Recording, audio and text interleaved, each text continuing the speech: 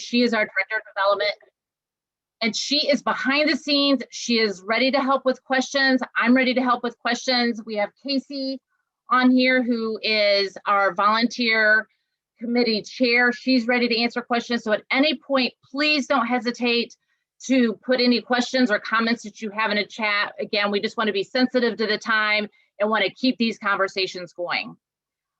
Another thing that I want to point out is you've probably noticed that we've had the conversational heart candies on a lot of the themed items, invitations, et cetera, that we have sent out.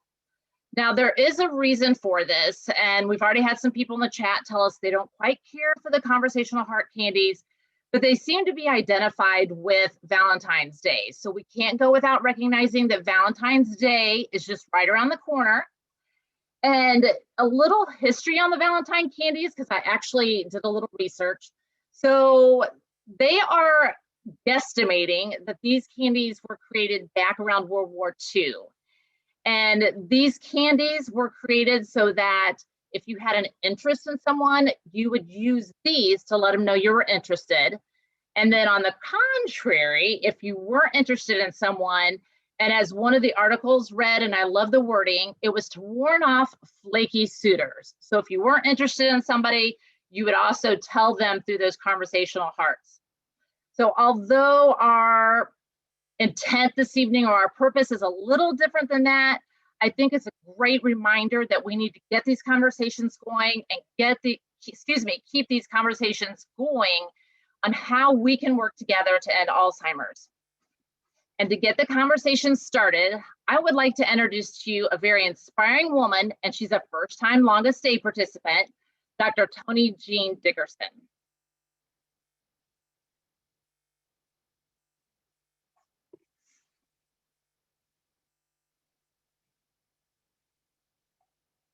All right, you want me to go ahead and jump in? Yes, please. All right. Good evening, Jennifer, Alzheimer's Association of Central Indiana. My Coachie family that I see from Acomo and Toso, any of my family and friends who may have been able to sign on, and all of my fellow caretakers of those loved souls who suffered from Alzheimer's. My name is Dr. Toni Jean Dickerson, and I'm a semi-retired educator with almost 35 years as a teacher and an administrator from the elementary to college levels.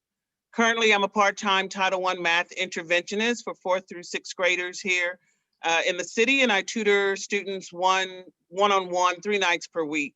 The remaining time I quilt, and I raise 2 fur babies named Butter and Star. I'm the 7th of 8, and I was born and raised here in Indianapolis.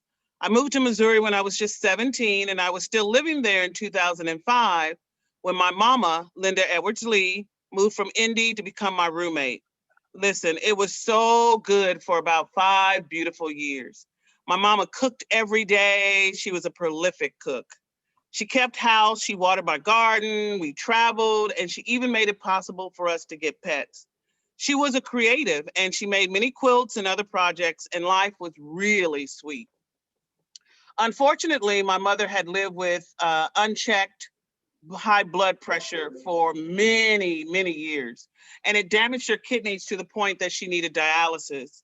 And like many of us who've witnessed the onset of dementia, her signs were rather classic. So she started repeating herself. She forgot if she had taken her medicine. She started losing interest in cooking and cleaning and in sewing. The beginning was really rough because my mother had raised a husband, a brother, children, grandchildren, great-grandchildren. And so in other words, my mama was a boss, okay? And let's just say that she didn't do well with being told what to do. However, because the process of getting medicines, going to doctor's appointments, and receiving dialysis treatments, can be overwhelming, I started becoming mama. In theory, that sounded okay. I mean, in theory, because objectively, I could make all of the decisions. I mean, I was good at it. All of my professional training actually prepared me for this. But emotionally, I couldn't even see that I was a mess. It's ironic that your organization has a program called The Longest Day, because I can actually remember a day in my journey with my mother's dementia as the longest day. A Facebook posting dated September 14th, 2016 indicates that it was in the 6th year of her diagnosis. It was on a Saturday, and my mama came into my room, and we were sitting on the side of my bed, and she kept calling me mama. And I'm sure that she had called me mama 1,000 times before, but for some reason, I needed on this day for her to call me Tony. I kept trying to correct her, and she just couldn't do it. And for some reason, I needed her to call me Tony. At that moment, I broke and I cried. I mean, I was just heaving, and it was as if she had like died in front of me. Like this line of demarcation from my mama to not my mama anymore was tied up in the fact that she just couldn't stop calling me mama. And in her grief, she cried out, "I want my mama." And I cried, "I want my mama too." And we just kind of held each other and just cried and cried and cried. Later, when I got myself together, I called my niece, Keita Blount Duncan, who is here in Indianapolis, and her specialty is working with elderly dementia patients. And Keita just calmly explained to me that I was becoming mama. I mean, I fed her, I cleaned her, I dressed her, I cared for her like a mother would. And she said it was actually honorable and good that I was there. And so I just dried my eyes and shrugged my shoulders and said, okay, I got this. I can do this. I'm mama now. So the next morning, when my mama came in my room and I knew what she was going to say, I stilled myself and she said, "Good morning, Tony." And I'm like, what? Okay, good morning, mama. And so that's kind of how I learned to deal with her dementia.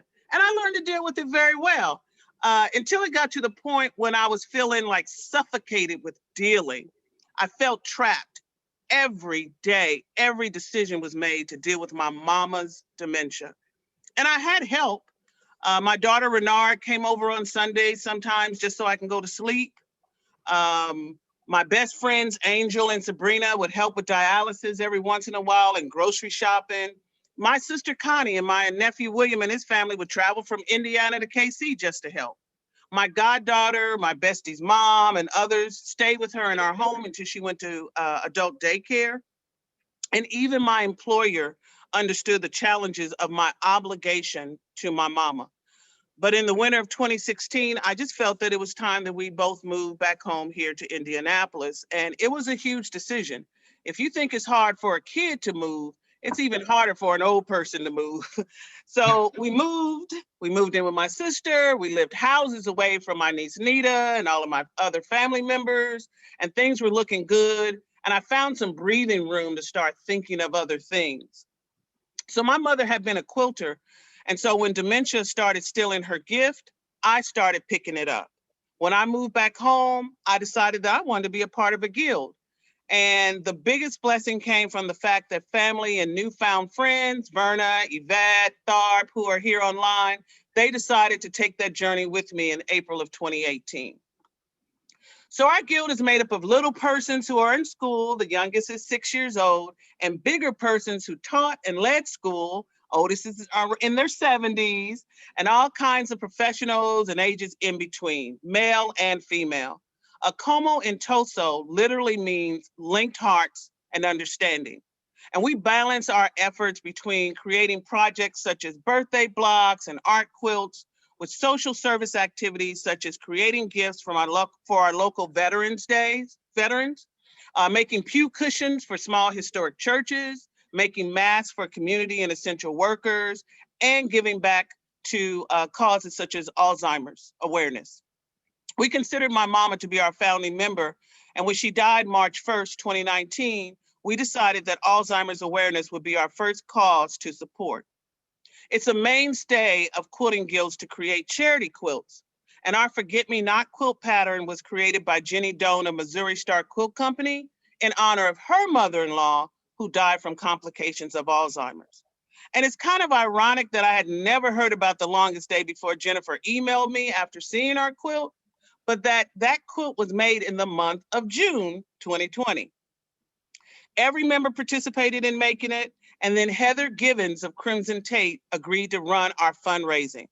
And she matched the first $250 towards our efforts. I won't know our final count until Friday.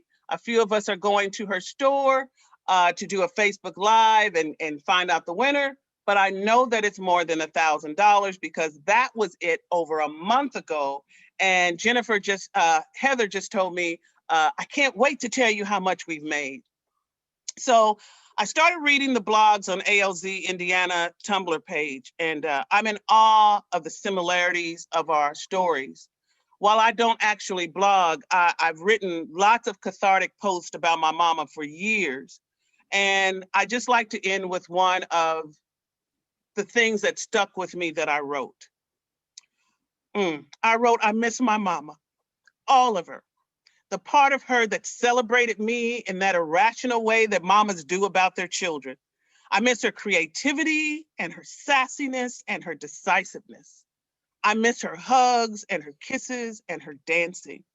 But in all that is lost, what is left is my opportunity to honor her, to lift her up as an example of struggle and triumph so that others can find the same in their situations.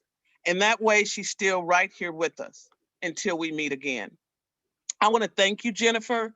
I want to thank all of you for allowing me to share my family's story and to encourage others to give back to the cause of eradicating this condition forever. Thank you. Tony, you don't need to be thanking me. I need to thank you for your willingness to share your story.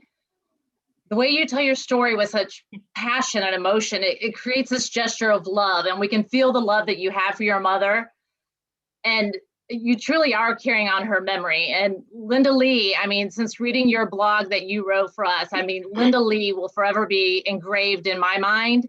So thank you for the work that you're doing for the Alzheimer's Association and for your willingness to share your story. I'm going to just kind of pause for just a really quick moment because we've had quite a few people join us.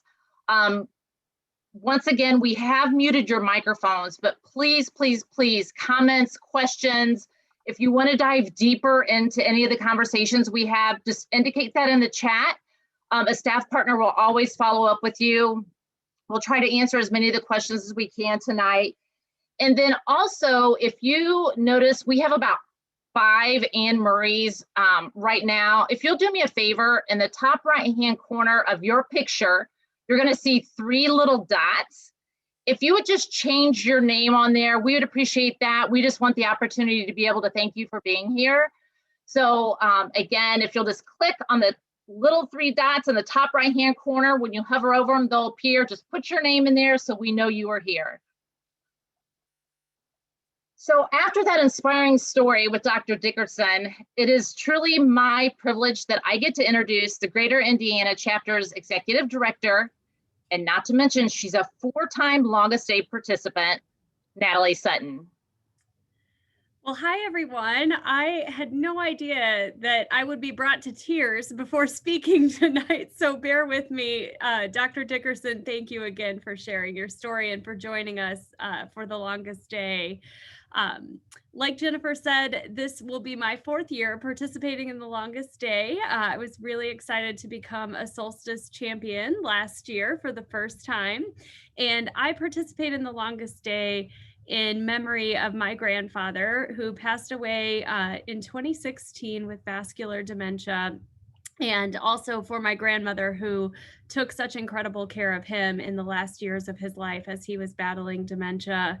And last year, I did all of my fundraising through a Facebook fundraiser, but I'm also a sewer like Dr. Dickerson. So I offered to sew masks for my donors, and it was wildly popular. And I couldn't believe that in the middle of a pandemic, only using Facebook to reach out to my network, I was able to raise more than ever before for the longest day. So I know some of you, if you're new to this, you might be thinking, you know, how am I going to raise money?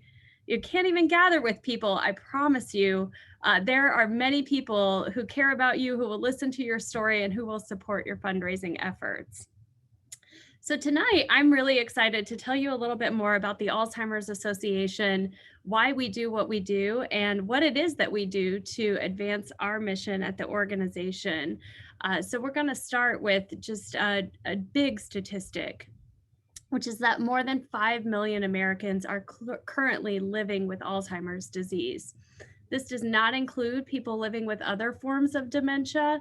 And it also doesn't take into account that 16 million Americans are providing unpaid care for those 5 million individuals.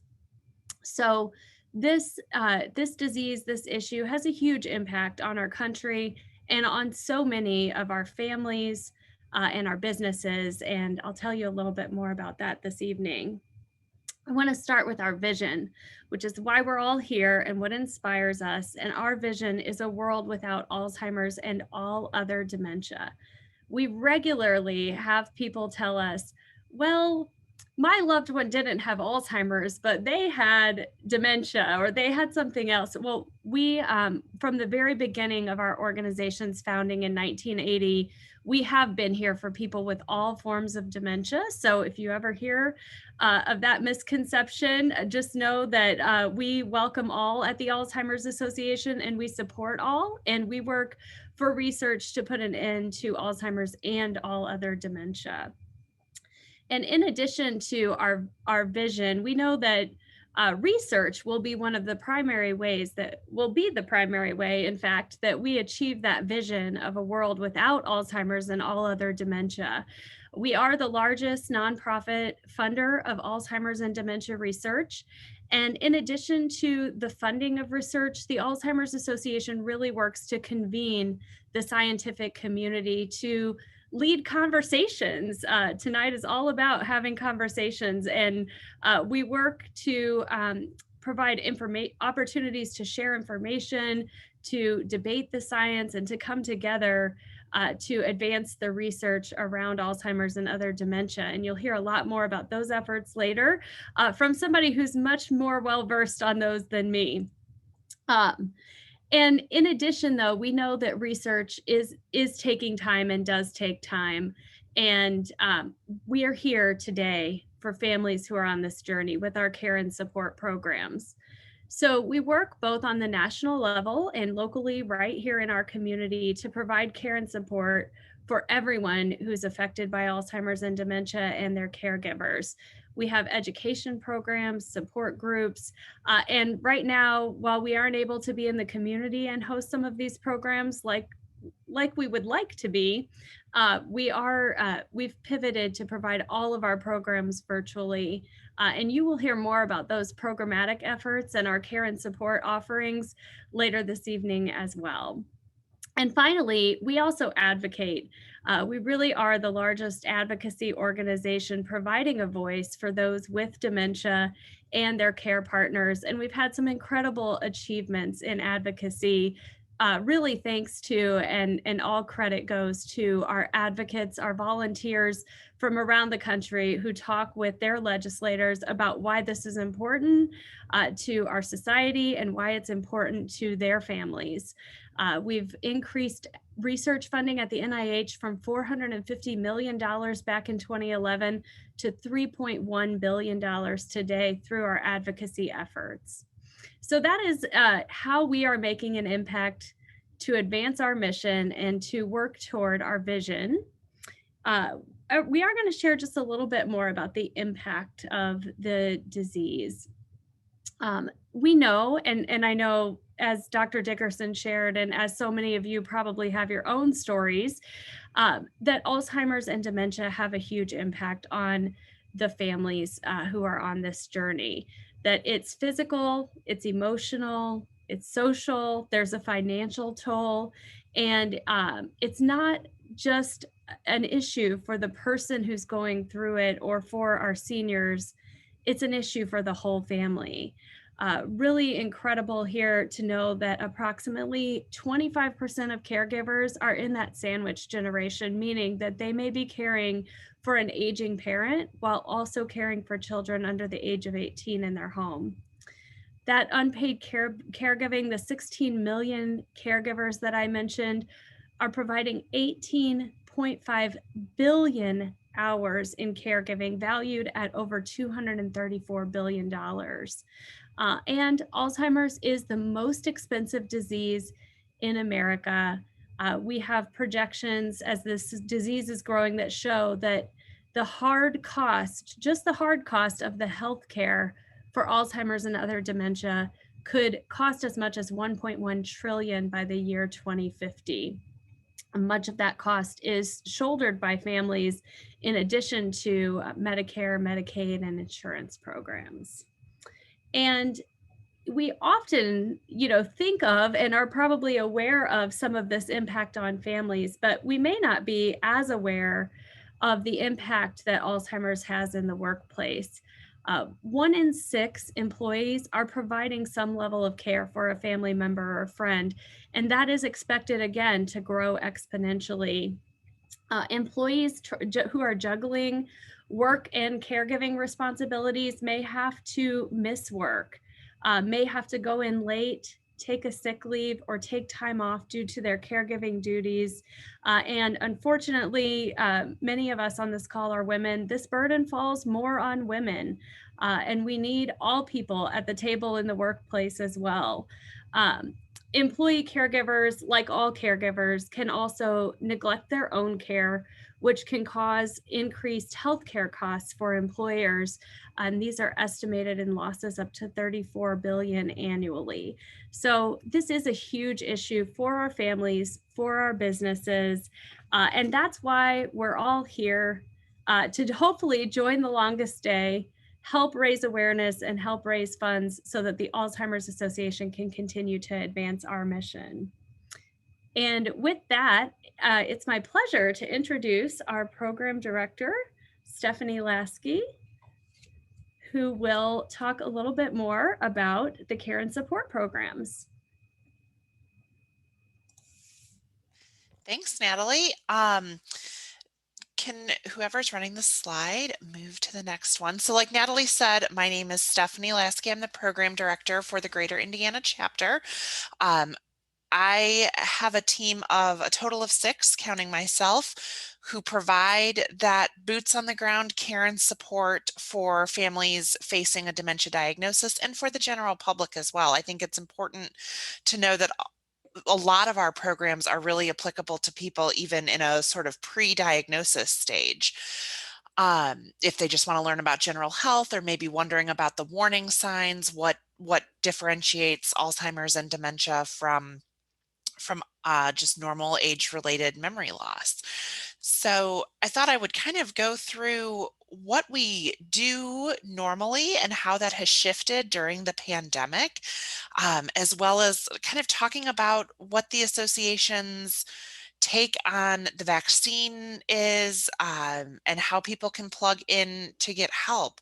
Before I start, though, I think it's really important to know that everything that I'm talking about today is provided free of charge to any and all participants, and that is only possible because of people like you who fundraise for programs like The Longest Day.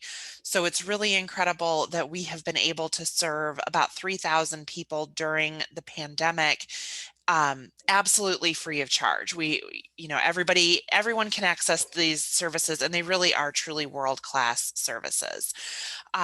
So sort of talking through what life looked like a year ago, we offer educational programs to, as I said, many different community groups. A year ago, this looked like going into a library's community room and setting up for healthy living for the brain and body, or legal and financial planning for somebody, for caregivers of those living with dementia, whatever program the person was or the group was interested in receiving.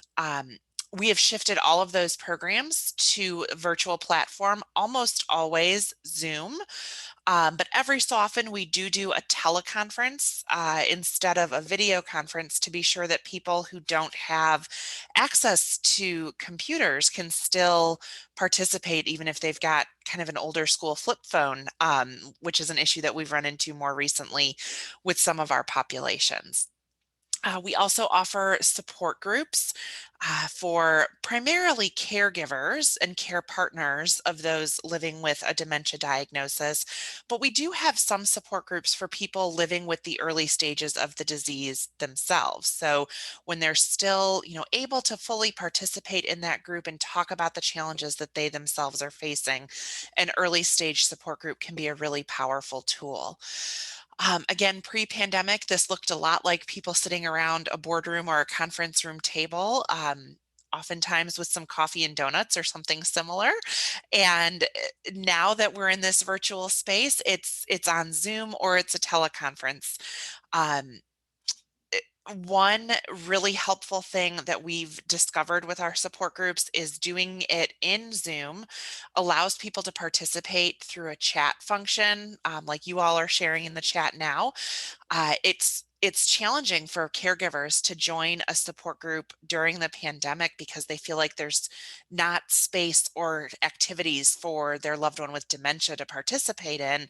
So they're having a hard time voicing concerns, and it's a lot easier to chat, which makes Zoom really, really great. But again, we have been offering telephone groups for those who don't have broadband internet access or who might just feel more comfortable jumping on a phone instead of a video session. We also offer social engagement opportunities for people living with the early stages of the disease as well as their care partner. So pre-pandemic, this looked a lot like going to arts performances or having a memory cafe, which is people coming together and sitting and chatting over cups of coffee. I was lucky enough to visit one memory cafe in Fort Wayne shortly before the pandemic began, and they brought therapy dogs in. So everybody got to pet the puppies, and you should have seen the faces. One of my favorite stories is I had been to that particular memory cafe 2 or 3 times before, and there's one individual who basically was nonverbal at that point. She was progressing in her disease and wasn't very communicative. But the puppies came in, and oh my goodness, she had stories of her childhood dogs, and it just brought her right back. And it was the first time in 3 or 4 visits that I had ever heard this woman speak, really. So seeing her come alive like that was really, really moving and powerful. In this virtual environment, again, we're going back to Zoom, but we've been doing Memory Cafe on almost a weekly basis. And my team has gotten really creative. I have to give them a lot of credit here. They've gotten really unique activities going on with Memory Cafe. So folks have done a show and tell day where they'll go in and bring a picture that jogs a memory, happy memory from their childhood, or um, an object that reminds them of a loved one or something like that. And the person with dementia can tell the story of what that item means to them. We've had a harpist come on and play just absolutely beautiful music on these memory cafes that people sing along to. And that's always a really fun thing to do over Zoom, is singing, because there's this audio lag from when I say the word till when it hits your ear, and it's different for every microphone. So when you get 15 people on singing to a harpist, nobody is singing in time or in tune. So it makes for a fun afternoon. Those are kind of our core programs and how we've shifted and how we're continuing to provide those things during this time. And I'm so proud of the work the team's done. Like I said, we've had over 3,000 touch points with individuals during the pandemic alone, which is just an incredible number for such challenging times. The other service that we offer that is really kind of our keystone service is 24/7 care consultations with our helpline. And this is really the best way for people to plug in to the association. The number is on your screen. Go ahead and plug it into your phone, save it as a favorite. This is not just intended for family and friend caregivers. Professionals can use this as well. I know the social worker on my team will every so often call the helpline just to kind of gut check and run some things through. But we have care consultants on that helpline 24/7, 365. Like a year ago, they used to say, we've never shut down even when the polar vortex hit, back in 2013 or 14 or whatever that was. Now I think they're going to say, we never had a minute of downtime even during COVID, which is true. They've transitioned. They're providing these care consultations at home for people who need them. And it's really, no problem is too big, no problem is too small. We get calls on the helpline about, I need help registering for a local program, or I'd really like a brochure about XYZ topic dropped in the mail, whatever the case may be, all the way up through, it's going to be a 40-minute conversation with a master's level clinician which is who staffs the helpline, about getting all of the siblings on the same page around moving mom or dad into long-term care or whatever the case is. Again, those master's level clinicians are available 24/7 and always available to speak in English and in Spanish live on the helpline. We also have access to over 200 languages through a translation service, but you can always speak to somebody in English or Spanish live. So one thing that Jennifer asked me to talk about a little bit today, in addition to the programs that we provide and the services that we're providing, is what is the association looking at as we've tracked the pandemic? And I think the easiest thing to say is that we've done our best to be really on top of the issues related to the pandemic and people living with dementia. And if you go to alz.org/COVID-19, and I cannot talk and type at the same time, so when I'm done talking, I will type that in, or maybe someone can do that. But if you go to alz.org/COVID-19, there is just a wealth of information on that site. There are tips for caregivers at home. There are tips for individuals who are receiving home-based services. There are tips for family caregivers of people living in a residential care setting or long-term care. There are suggestions from the association's point of view on improving the response to COVID-19 in long-term care settings. There are just so many things to think about in here. There's also the association's sort of stance, if you will, on the COVID-19 vaccines that are rolling out, especially as we know that they're rolling out to long-term care communities and professional caregivers first. Those were the first rounds of people, at least in Indiana, to be qualified for the vaccine. There's kind of an FAQ page on there. Are these vaccines safe for people living with Alzheimer's and dementia? To the best of our knowledge, with the best research that we have, yes, they're safe, but absolutely talk to your individual healthcare provider to make sure that it's safe in your particular situation. There's information about side effects. There's information about who is distributing the vaccine to these long-term care residents. Should people with Alzheimer's and other dementias get the vaccine?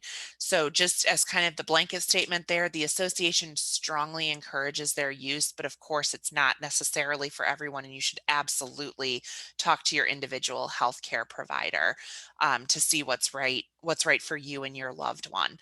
But going to that website, there's just so much great information there. The sort of right half of the slide, copy's pretty small, but it gives a general overview of the things that are available through the association. And I am sure that Jennifer is sending a follow-up email to tonight's event, so I will make sure that that gets in there, as well as our February, and depending on when Jennifer sends the email, maybe March program calendars as well. We'll have those March calendars done by Friday, so I don't know when she'll send her follow-up, but we will make sure that you all get February programs at least. And you can always call that helpline and see what's coming up in March and see what programs you might be interested in attending. We would love to have you. You don't necessarily have to have somebody in your life living with dementia currently to benefit from one of our programs. Healthy Living for the Brain and Body is one of our most popular sort of entry-level programs, where people can just learn what are the steps that I can take to lower my risk of dementia based on the best research available. So with that, I am going to turn it over to Dr. Lamb, and Jennifer assured me that I didn't have to memorize all of his various titles. So I will let you read that next slide for yourself, but say that I have enjoyed the last year and a half that I've been at the association working with Dr. Lamb on our board of directors on a local level, and then I know he has a role on the national board and the National Scientific Advisory Group as well. So I'll turn it over to you, Dr. Lamb. Thank you so much, Stephanie. And thanks everybody for joining tonight. It sort of seems a little funny with the weather outside that we're talking about the longest day, but maybe it's sort of have to go through the dark to get to those longest days is maybe the way we should look at this. I also wanted to start by really thanking Dr. Dickerson. I mean, I think those stories, I hope he keeps telling those stories. I mean, they're really important for people to hear. especially if you run into researchers. I wish I could have brought my entire research staff actually with me to come in and hear those stories. They're very inspiring, and I know will make us work harder and faster, which is certainly what we need to do. So thank you for that. And everybody, please keep telling your stories. It's really important. And so, yeah, I can just give a short introduction to myself. I'm at Indiana University School of Medicine. I'm the director of the Neurosciences Research Institute there.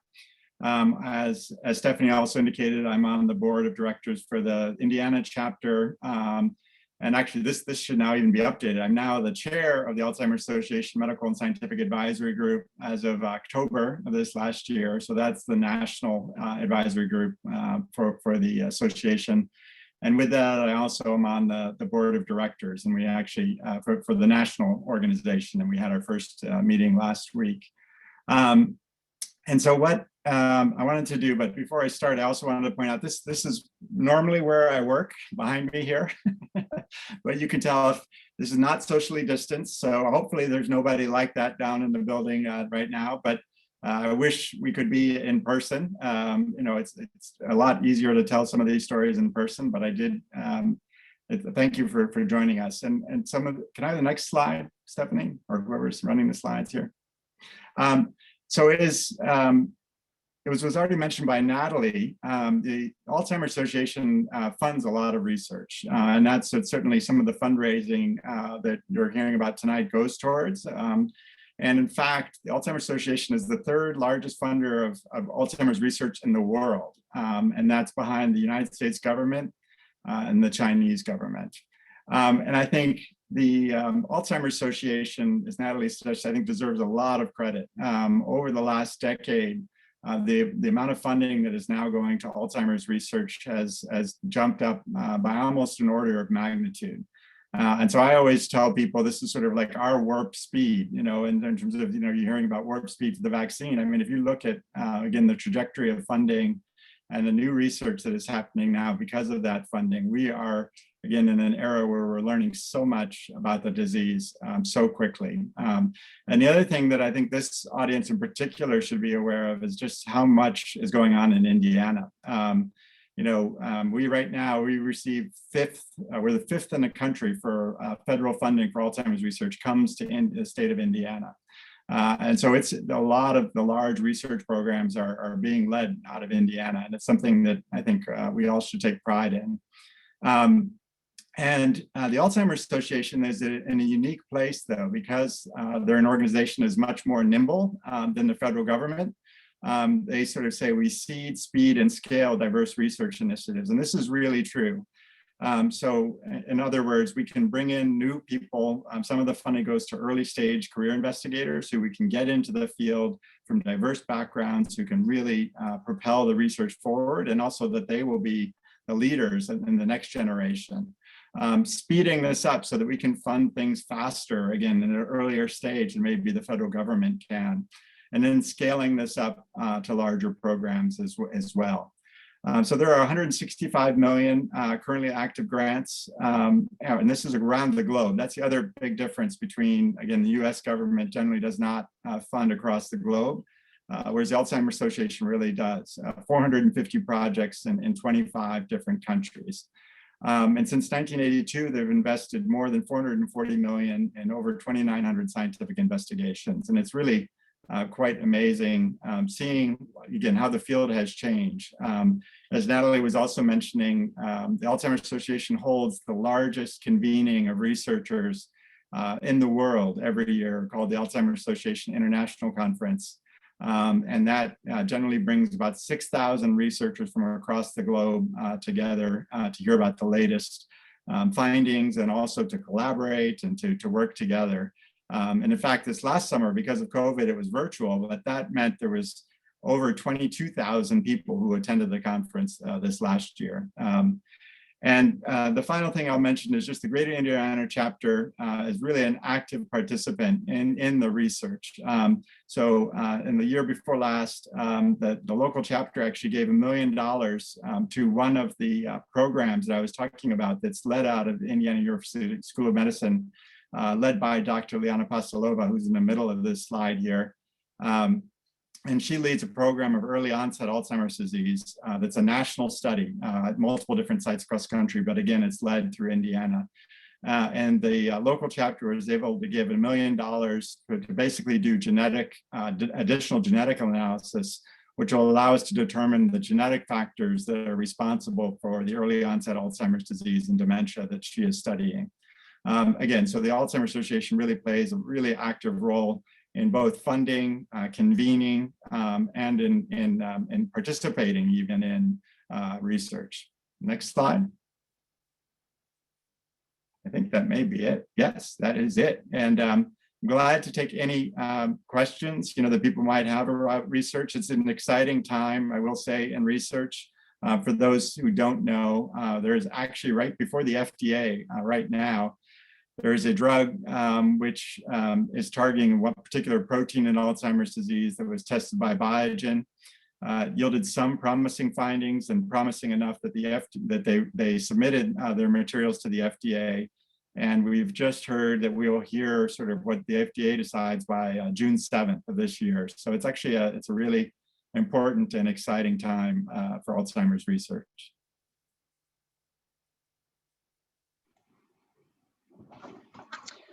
Thank you so much, Dr. Lamb, and thank you, Natalie and Stephanie, for kind of highlighting and showing how critical it is that we continue our mission of care and support and research. We truly, truly thank you for your involvement tonight, and it's truly inspiring to be a part of this association and to know that as we work together, we are supporting the mission of care, support, and research. And Dr. Lamb, it is really an honor and it's a privilege not only to have you on the Alzheimer's Association's national board, but to have you serve here in the Greater Indiana chapter. We really appreciate it. So thank you for being with us tonight. My pleasure. So if a lot of you are like my family, my mother and her sister, which is obviously my aunt, have both been diagnosed with Alzheimer's. And when you first get the diagnosis, the question is, oh my gosh, you kind of kick into that mode of what can I do? What can I do to make a difference? And that is one of the things that we're going to talk about, and that's the longest day. And those of you that are potentially caregivers right now, you might feel like every single day is the longest day. But we're going to talk about the longest day campaign. And I think today with the snow and the cold in Indiana, I feel like this potentially could be the longest day. But in terms of the longest day campaign, what is it? The longest day, I say this over and over, and for those of you that work with me, my apologies, but I think it is marketing genius, and I'm in love with this campaign, and I'm going to try really hard to remain professional and to kind of contain my excitement. But what the longest day is, it's centered around the summer solstice. And the summer solstice is the day with the most light. And they've gone around this slogan, the day with the most light is the day we fight. So we all come together to fight Alzheimer's. And what it is, there's individuals, there's organizations, and there are companies across the world. It's amazing how across the world, we are all part of the same campaign. And we get to choose what our activity is. So no one's telling us what our fundraiser is going to be. You're going to choose what it is that you want to do to give back to the Alzheimer's Association and to support their mission. So it could be a hobby. It could be hiking, biking. It could be sewing. It could be quilting. It could be cooking, baking. There's just so many different things that you could do for your choice. It could be a passion that you have. You could be a part of the Sierra Club, and there's things that you do with your club that you could turn into a fundraiser. Golfing, book clubs. One of the things that could be hosting a neighborhood party. My family has come together for our longest day, and we actually had a lunch, and we were trying to think of what fits our family. How do we want to honor our family and those affected with Alzheimer's? And I will have to say the things that fit our family may not be something conducive for the longest day. So we had to come up with a plan B, but we have decided to have a family reunion, and we've called it Reunited for a reason. because my mom and her sister have recently lost their first cousin to Alzheimer's. So you can imagine, as a family, this cause, this is our passion, and we want to be a part of it. So again, it's taking what you enjoy doing, something you might do every day, and you turn it into a fundraiser. So as you can see in these pictures, there's people playing board games, exercising, working out, sewing, knitting, crocheting. And what is really, really cool about this fundraiser, there's a lot of fundraisers and they're going to say, you've got to be here on this day and we're going to do this activity at this time. With this longest day, you can do your fundraiser whenever. We have people fundraising right now, even though the summer solstice isn't until June 20th. But June 20th is kind of that day that is celebrated, and it creates a sense of community for all of those that are participating to fight to end Alzheimer's. So you might be thinking, this is kind of cool. I like this idea, but what do I do next? There's different ways, again, not only as individuals, but also as companies. If you want to advance to the next slide, do me a favor, in the chat, just tell us what are some of your favorite activities or hobbies. And to be quite honest, if someone asked me this question 10 years ago when I had 3 little kids, I would be like, I don't know that I have any interest or hobbies right now. So put that in the chat. Let us know, because you know what? I have a list of activities, or just brainstorming with you. We could come up with activities that you might have an interest in doing, but just use that chat function. Tell us what you enjoy doing. What are your hobbies? We'd love to hear them and get to know you better. So again, you can do the longest day from an individual perspective, or do it from, going out into the community, but you can also engage with your company that you work with. I like this, and my husband's law firm is looking into doing this because they want to be able to position themselves as a philanthropic leader. What a great way on your social media to say, you know what, we are community partners. We care about our community. It's another way to increase employee engagement. Right about now, people are, back in the office. They're tired of COVID and having to work, differently. And it kind of increases the engagement and that camaraderie, if you will. And then also increases your visibility to consumers. Again, there are different ways that you can engage your employer. And you might be thinking, you know what, my company is really big. I can't even envision trying to get my company on board to do something like this. You know what, you can even do it as maybe your individual unit within a healthcare facility or a department within your company. It could be the IT department. We're all going to get together and participate in the longest day. You could do things as simple as casual for a cause. An employee pays $5 and they get to wear jeans on Friday, or they pay $25 and they can wear jeans all week. Or again, for those of you that are back in the office, there's nothing like a department to department challenge. So maybe it's a chili cook-off. What department makes the best chili? So again, you can engage your company. If you need help doing that, we have resources for you.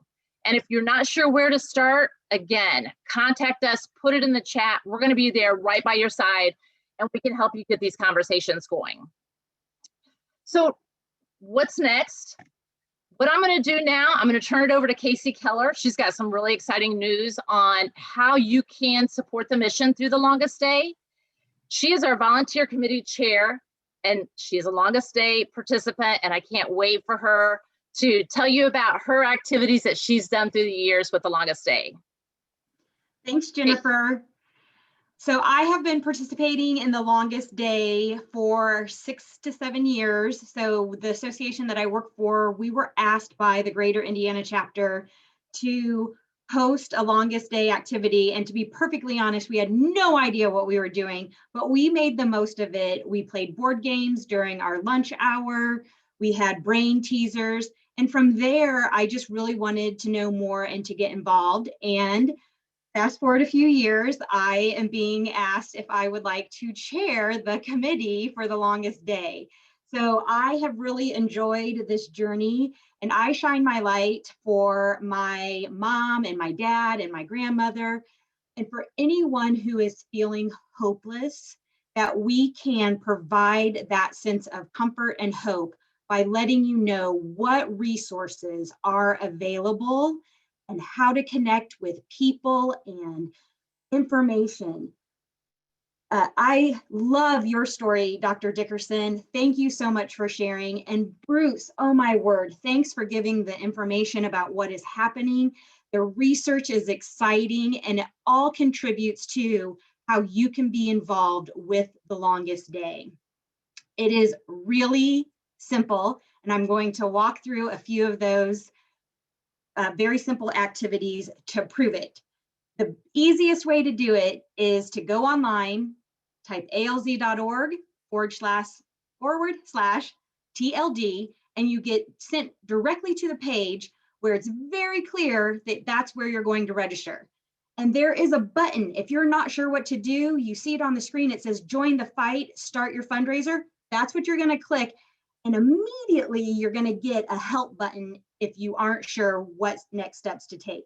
It's very intuitive, and it will really help you move through the process of registering. If you're not sure what you want to do, take a look at that chat. There are numerous activities that are being shared. And also, there is an entire group that Jennifer just mentioned with the staff and with volunteers that are here to help. So we are going to set you up with all the information, all the tools that you need to have the most successful event. We want everyone to be as passionate as you, Dr. Tony, and we want everyone to be successful in their activities. So again, alz.org/TLD, that's where you're going to register. You can also, I just did this and was amazed, and I'm going to show you, I'm going to prove it. I just clicked on texting to register. This link comes right to your phone, and all you have to do is then hit it, and you can register right here on your smart device. It's that simple too. I feel like a used car salesman, but this is so exciting because you truly can just text TLD, and it is amazing how quickly it is.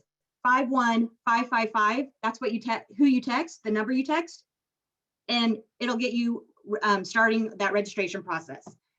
Again, there's also that link when you go to click it that there automatically will be a help button. So any step of the way online, there's live chatting to help you get registered.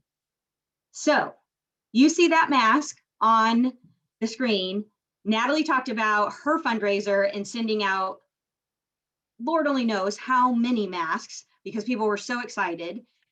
We all need some very fashionable face coverings these days. So if you register tonight, we will send you the mask that you see there, the hashtag end alls, right? Same thing that I'm wearing on the shirt. So you will get that in addition to all the other amazing things that you get in a starter kit when you sign up, when you register for the longest day. So it's going to come right to your door. You're going to provide us with your mailing address, and you're going to get some amazing swag. Thank you, Heather, for registering. I love to hear that. So you're going to get an awesome t-shirt. See, some of you, yes, some of you are sporting your t-shirt tonight.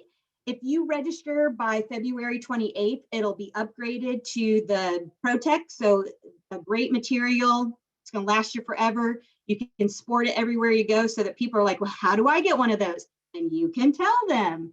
You're going to get connected to someone like me, maybe someone a little less energetic and enthusiastic, but really more your speed for what you need to do through the committee. We also have this amazing staff. So not just Jennifer, but the rest of the Greater Indiana staff is here to help us through social media and communication and research so that we, again, can prepare you for your event.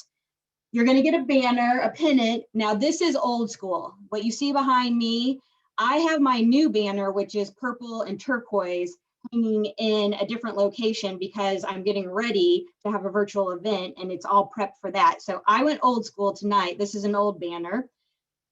You're going to get a participant guide. You're going to get more information about the association and about the association pamphlet.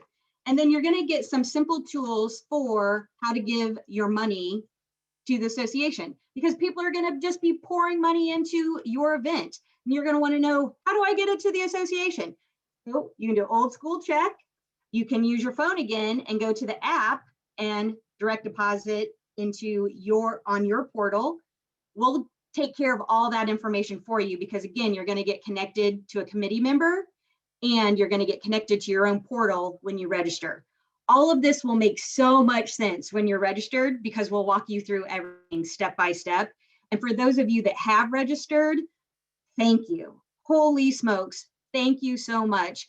We have more than 90 teams already, and we would love to get over 200, and that's going to take a lot of work. So if you're sitting there thinking, what more might I do? I say grab a friend or two and have them register. You don't have to have your event tagged today. Know what you're doing, all the steps. We'll help you. We'll help you all the way. So think about what you want to do. Go to alz.org/TLD, register, and you'll get connected to us. Then you can really start using social media to share the message. We would love to see you follow us on Facebook, Instagram, LinkedIn, Twitter, and we will be able to connect with you through email as well, because you're going to provide us that information when you register, and we're going to provide you with all the help you need in electronic sources. So I'm going to check the chat real fast, see if there are any questions. I'm going to continue to thank you for all of you that have agreed and are doing your, you already know what you're going to do, or you've registered and you're just like, okay, Casey, I'm ready for you to help. It doesn't look like we have too many questions, so I'm going to kick it back over to Jennifer. Awesome. Thank you so much, Casey. I love your contagious enthusiasm and your commitment to the success of the longest day. So thank you for everything that you do for our chapter and for the longest day. So this concludes our participant kickoff party, but once again, I'm going to give you the friendly reminder: register tonight and you'll receive the End All face mask. And trust me, you can't get those masks anywhere else. So if you register tonight, you are going to be one of the exclusive people to get the mask. And I don't know how to say this, and maybe my director on the phone will hear me. I don't have a mask, so I need a mask. But register tonight and we will pop one in the mail for you immediately. So again, thank you on behalf of the Greater Indiana chapter for being here tonight and for keeping these conversations going, and have a great rest of your evening.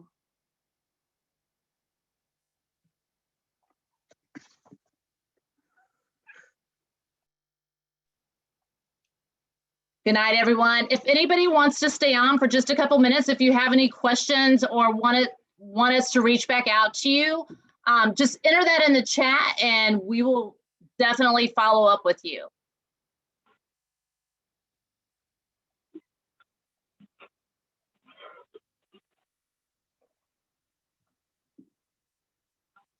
Good night, everybody. Thank you. Good night. Thanks, Melanie. It's been a long day for you.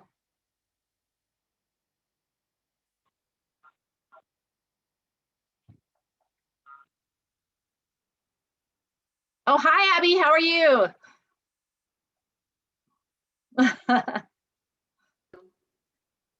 Hey, Jen, how are you? Thank you for being so responsive today so quickly. I'm sorry that I joined late, but I'm so glad, and I've been connecting with Ned and Melanie, so thank you. Awesome. No, I'm glad you reached out and that we could get you on here. So thanks for coming. Absolutely. Thanks for all you do, guys. See you soon. Bye. Take care. Bye.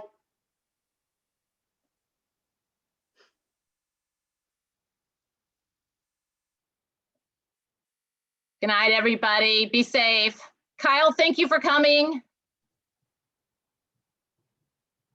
Laura, I'll connect with you. Actually, I'll just sit right here and I'll connect with you. I'll send you that link to register, and I'll send you more information on how you can get involved with the committee if that's of interest to you. Awesome. I think Kyle put us on and went to go have dinner. Okay. All right. Good night, everybody. Good night.